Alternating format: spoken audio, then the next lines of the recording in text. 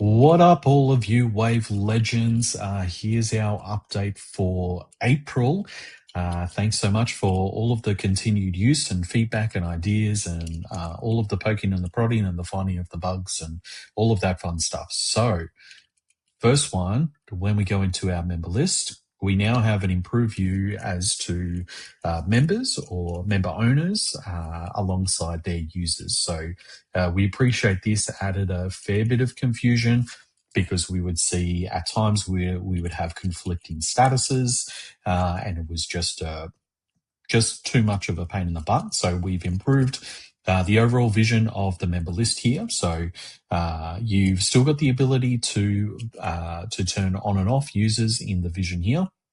And when you do, users are indexed a little bit and also color blocked as well, just so that we've got a bit better clarity as to member owners versus member users, and by extension, eliminate a whole lot of that confusion for potentially mismatched statuses, so on and so forth. So thanks to everyone for all of the feedback around that, and appreciate the patience whilst we figured out how to best set this forward for you. So great. Next one, Sandy's been doing some cool stuff around some reporting. So we now have a revenue insight report living inside Wave. You've got a whole lot of really cool stuff that you can play with here. You've got some top line numbers. You can custom set dates, revenue sources as well. Event tickets will feed into this in due course. A whole lot of other stuff that I'll let you play more and more with. Plus as well, you can always run and export as you need to. You can set your time periods as to how you want the report to be broken up. So whether it's day by day, week by week, month by month. We can see payment types by revenue sources as well. And then underneath that, we've then got our full list of all of those transactions that's covered within the report. So as an example, let's go past year and we're going to apply that. And so we can see all of this fun stuff starting to play through from here. So yeah. Hopefully that gives plenty of you lots of insight into your respective members and what they're all doing and the money that's coming into your associations and chambers. Now we're going to jump into events. The biggest evolution that we've seen with events in the last month is once we come over to bookings and we'll select one of these bookings, we've now got a much more comprehensive refund and cancellation tool at the ready. So this screen has evolved a fair bit. Once you hit this screen, if you want to process a refund or a cancellation, bang the button. This now allows you to do partial refunds as well, so it doesn't have to be a dollar for dollar refund. You can set notes against those. Then you can cancel out tickets. You can do a whole lot of other stuff here. You can trigger out emails so that people get emails about the refund and cancellations and any changes and all of that sort of fun stuff as well. So lots of things to explore there. We believe this is pretty comprehensive. There's probably one or two tweaks that we'll want to apply to it in due course, but please put it to its fullest test and let us know if we're missing anything obvious for all of you. And then when we're back to our booking list, we can also see cancellations that have been applied and any necessary refunds as well, all of that fun stuff. So yeah, enjoy. We do also have within, I'm not sure if this demo event has any set up. We don't on this one. But in one of our other demo events, I can show you exactly what I was about to highlight. So with our additional questions, so those labels for those additional questions now feed through to this screen here, plus as well when you export your booking data through this button here, everything comes through across onto that spreadsheet as well. So previously the columns for additional questions would just be like question 1, question 2, question 3. It will actually pull across the label of the question that you create now as well. So hopefully it makes it a little bit nicer from an event ops point of view for all of you out there. Otherwise, with events, when we're playing around with events, and so first request of this came from Adam at the team at Connected Technology Alliance. We now have the ability, we can toggle this on, and we can now include specific instructions for ticket holders. So this will probably be applicable for if we're thinking in-person events. if parking is particularly difficult, or if there's like some sort of special parking code or access requirements that need to be shared. If it's an online event, you may want to be sharing a very specific link or some sort of pre-reading that needs to be done as a part of the event. So you've got a whole lot of fun stuff that you can throw in there as a part of the ticket holder instructions for events as well. And for one last improvement, for location, some of you had noted this already, but this, when you're typing in an address, this will actually pre-fill some addresses a little bit faster for you as well. So a bit of a general, improvement there to make life a little bit faster for all of you. So now, probably the biggest part of our release that's just about to hit. So I'm kind of teasing it for all of you. Here's our email campaign module has gone through a bit of an evolution and now has a bit of a sub module that sits alongside it. So instantly you're going to notice that this screen has changed quite a fair bit. And now we have something called categories. So categories very much drives towards much deeper communication preferences. So at the moment, and historically with Wave, if someone has unsubscribed, it's been treated as a global unsubscription.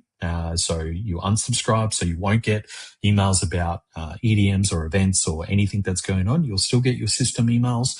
So renewals, tickets, confirmations, all of that sort of stuff. So categories and communication preferences now goes towards being able to deeper segment what subscriptions people, what you choose to put people into, but also what your members and subscribers choose to be a part of as well.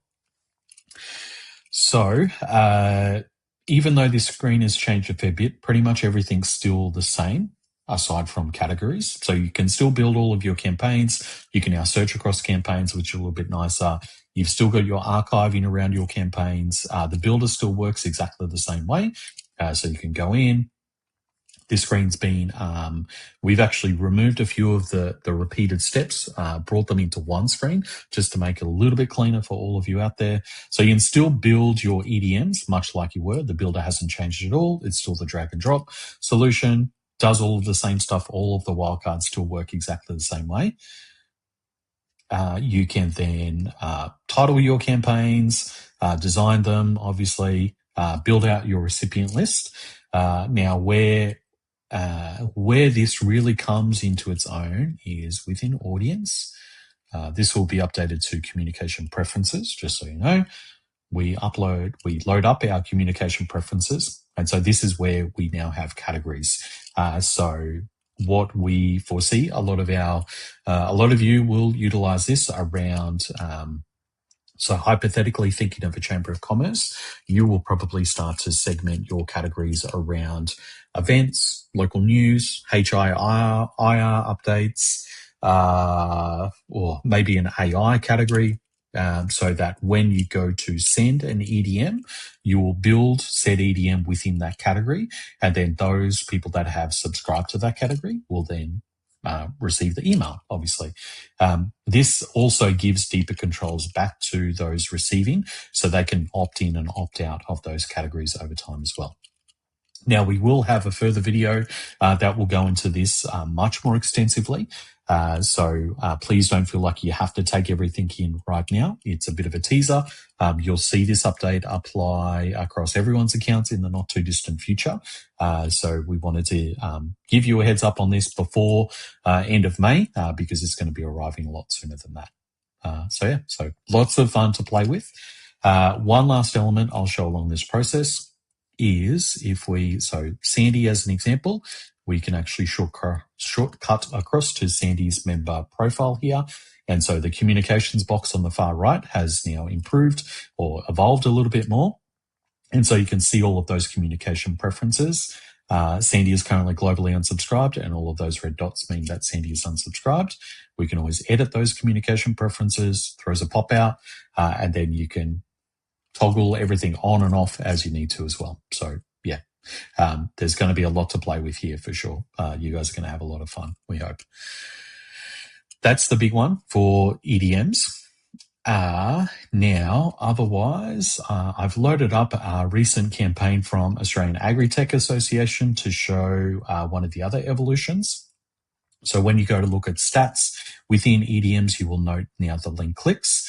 So any links that are included within an EDM, we now have tracking around all of those.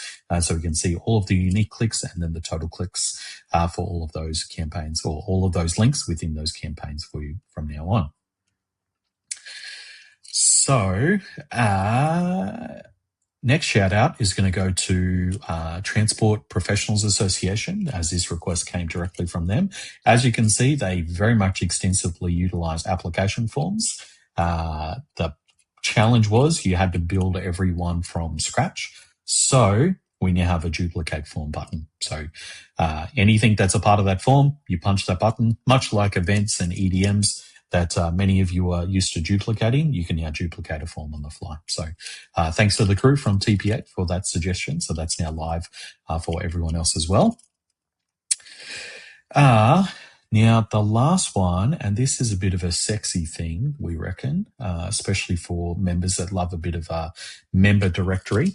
We have improved. Oh, there we go. If I could type a bit better, that would be nice. So returning to a member profile or a member record, we can note here the community listing is currently turned off. So that's the member directory. If we edit this, so from here, we can turn this on and off as we need to, which is super cool. But I'll show you an end result. So we have certainly evolved what a member directory looks like. So this now allows for a member to directly control the contact details that are shared here. So they can opt in and out of certain details. They can customize these.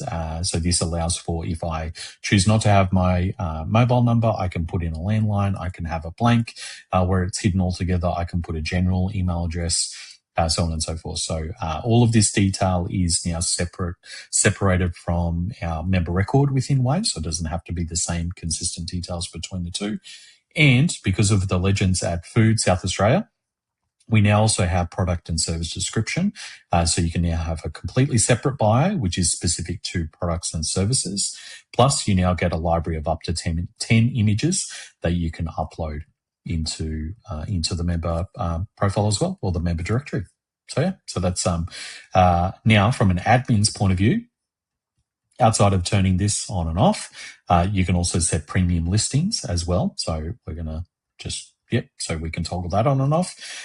You can actually overwrite or control all of the elements that are as a part of this member directory here. So you can upload all of the about us, the contact details, change the photos, all of the links, social media, all of that fun stuff. You can do the product and service description, upload all of the images. Yeah, heaps and heaps and heaps of stuff. So effectively everything that the member can update, you can now update from your side. So yeah, lots to play with there. I reckon that's probably about enough for the month. I think that covers all of it. Yeah, big shout outs to Food SA, Franchise Council of Australia, TSBE, so Toowoomba, Surat Basin Enterprise, and Transport Professionals Associations. Lots of good suggestions from each of you. Just specific call out just because some of the tools that we've shown today have flowed through directly from those comms. So thank you again. Last but not least, bit of a shout out for some of those that are jumping on board with Wave.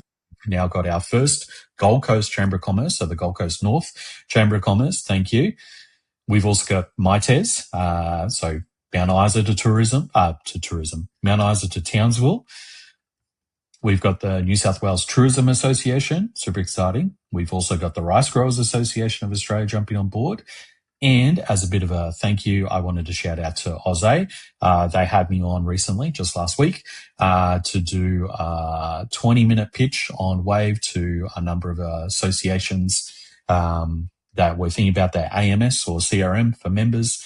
Honestly, it scared the life out of me. I don't think I've ever done a demo where you don't actually have like direct input from an audience. Yeah, I thought I was racing along, but I think I timed it perfectly and I used up every last second that I could possibly have, which is exactly what I've done here. So thanks so much, everyone. Have a great one and catch you all soon. Bye.